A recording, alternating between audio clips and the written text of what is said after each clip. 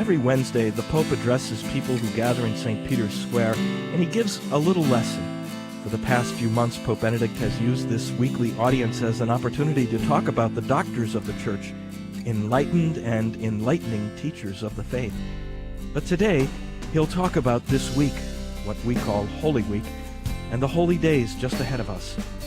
Hello, I'm Father James Kubicki, and here's what Pope Benedict said last year on Wednesday of Holy Week.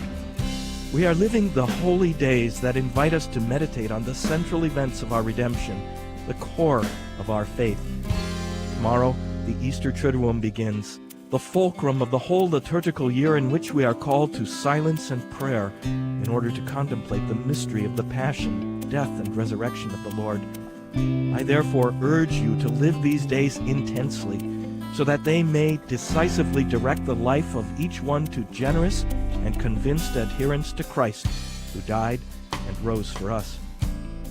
In these words, the Holy Father makes it very clear that we are about to remember and reflect upon the most important mysteries of our faith, that Jesus loved the world so much that he suffered and died the horrible death of crucifixion, and then rose from the dead. And before going to his suffering and death, before rising from the dead, he celebrated a meal with his apostles in which he anticipated the total gift that he would make of himself on the cross.